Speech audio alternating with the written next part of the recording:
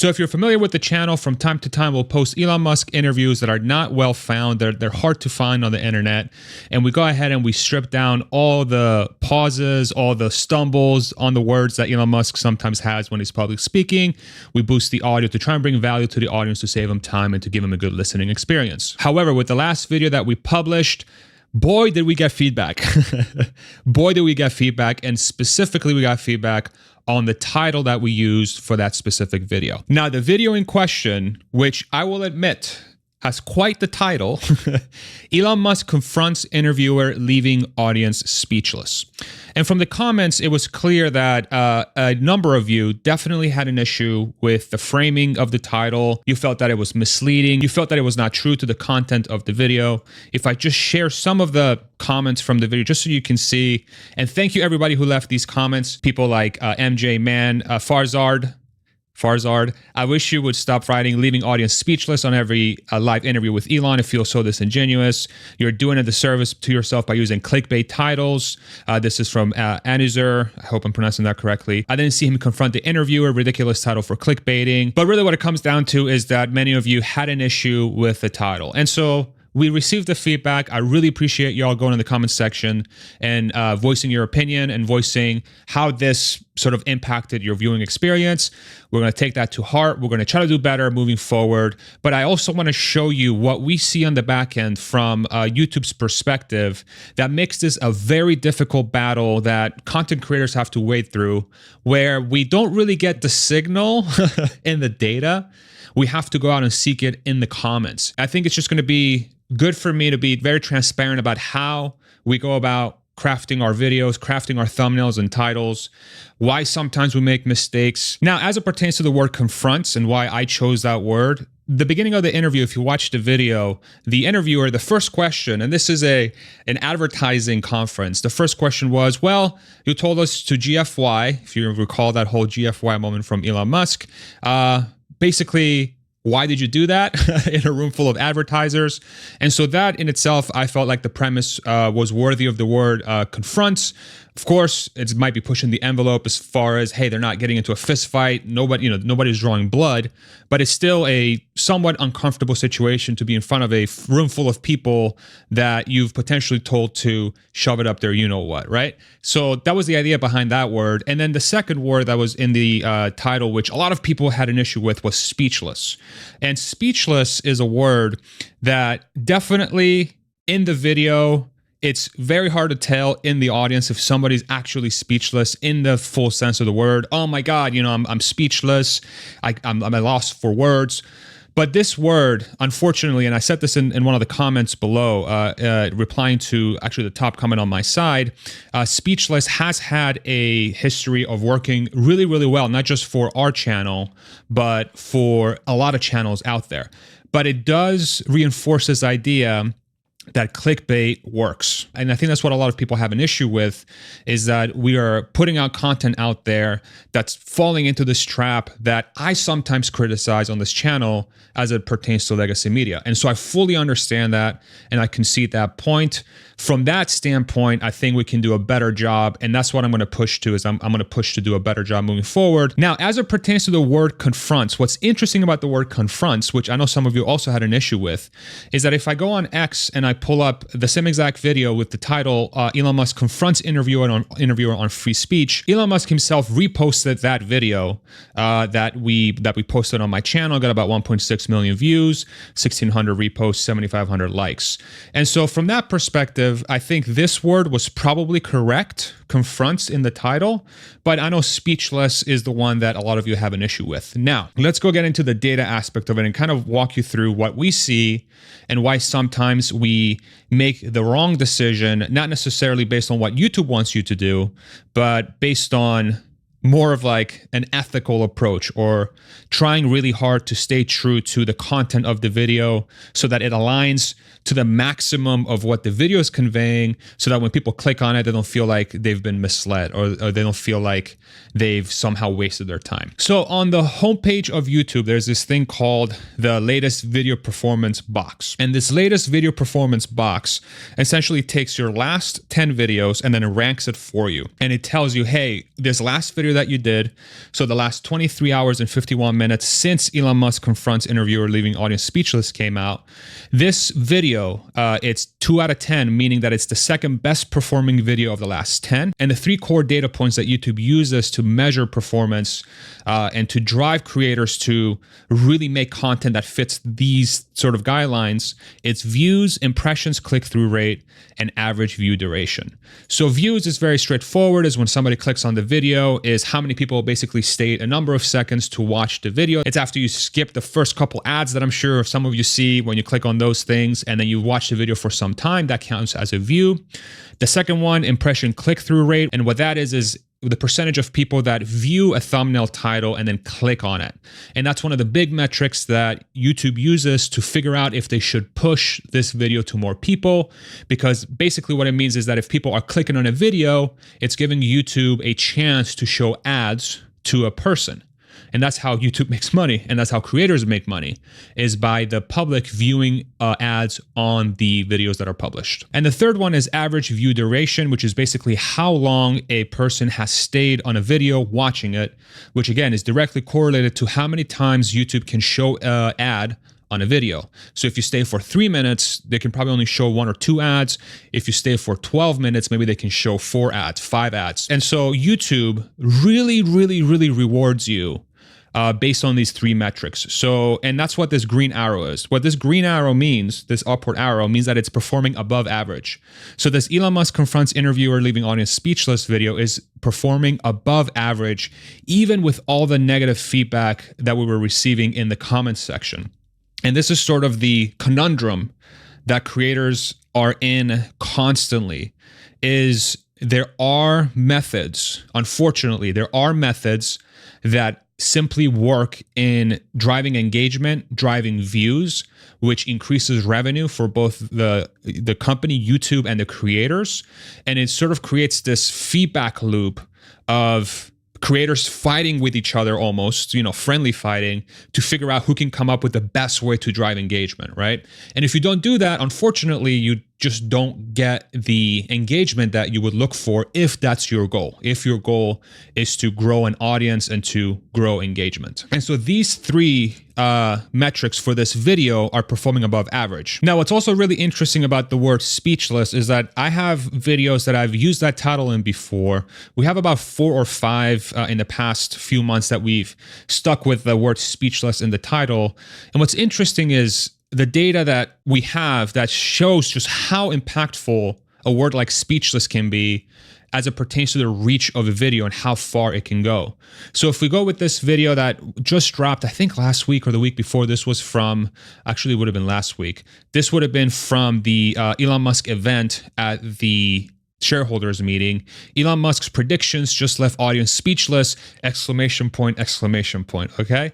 This video has about 617,000 views as of today, and it gained about 1.5 thousand subscribers, so 1,500 subscribers. Then there's this video here, Elon Musk's SpaceX presentation leaves audience speechless.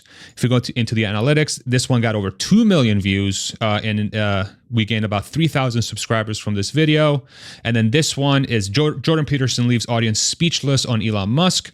A slight variation on the word. This one has 857,000 views and has gained 3,000 subs for the channel. Now, if we compare this to 3 other videos that doesn't have the word speechless, so Elon Musk drops epic interview. Analytics show that it got about 372,000 views, gained about 1,000 subscribers. Still a very good video, but you can see the gulf, the difference in views between this video and the other videos. Elon Musk's plans stun everyone. Again, 388,000 views, great video, plus 830 subscribers. Elon Musk reveals world-changing plan. Analytics, 371,000 views, plus 573 subscribers. And so you can see that words, and we try, believe me, we try really hard to steer away from trying to be formulaic 100% of the time. But you can see that there's very much a pull. There is a pull that YouTube has that says, yeah, this video did great, but it can do better. But it can do better. This word worked okay, but it can do better, right? And one of the things that's also very interesting about this speechless title is that in the past, it hasn't really made an impact on the like ratio. If I look at the like ratio for these videos that have speechless in the title versus the ones that don't, this is the data that we try to use to figure out, are we crossing the line, are we not crossing the line?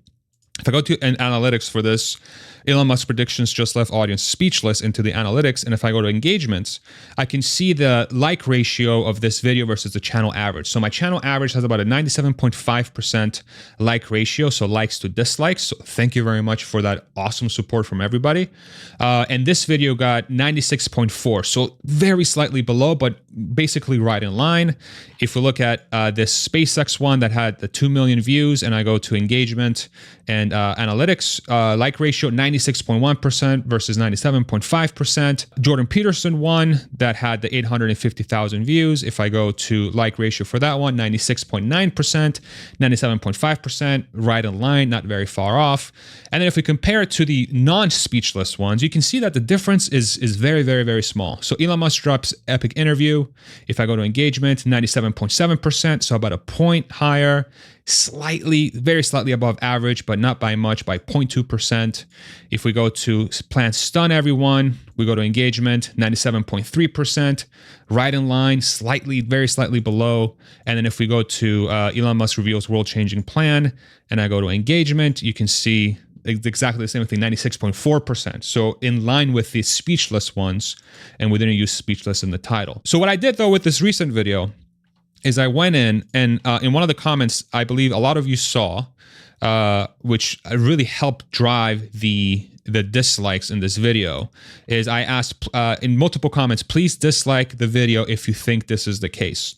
And I was able to take that data and figure out, okay, so if I go out and I really ask people that are out there, tell me if you really, really feel that this title is misleading, that you feel like it's not good, right? It actually made a material difference. The key thing to keep in mind though is that I didn't have a call to action for liking, but I still wanted to see how many people went out of their way to send a signal to the algorithm or to myself that said, hey, I did not like something about this video. The title was bad, the content was bad, whatever it may be. You can see that the ratio is down to 87.4%. Right? So it's a significant difference. Still, a huge majority of the people that viewed the video, even without me necessarily asking for them to like the video, and it still vastly outnumbered the dislikes, but it did make a material difference. About 8 to 9 points, perhaps even 10 points, not adjusted for asking for likes, because that will definitely make a difference. But what's cool about that too is that I can sit down and look at how many people disliked the video, which is 674 people went out of their way to ensure that they sent a signal to me that said, hey, this title is not great. That it's clickbaity, it's disingenuous, it's not good. You can kind of see how it trended. So in the first hour, when I didn't have the comment, it was at 96.2%, which was exactly in line with the other videos. And then once I put out the comment that said, okay, go out of your way to dislike if you don't like it, that's when it started sending a signal to the algorithm that said, hey, there is people are not liking this title. And what's really interesting about that like ratio, right, is that if I go again to the home screen of YouTube, the like ratio, the number of likes, don't really dictate how a video performs, or YouTube doesn't take that into account to tell you if you should do something different or not. So in the dashboard here for the channel, there's nothing about likes or dislikes. I have to go to the content section, and then I have to scroll all the way to the right, and there's a little bar here that tells me what the like ratio is. But let's say I go in here and I go to my analytics, the overview says nothing about likes or dislikes, says nothing about negative comments. It's just videos are 2.5 times higher than usual. More regular viewers are choosing to watch it, helping to increase its reach on YouTube recommendations. Basically, clickbait all day long, brother. This works, right? What's going on?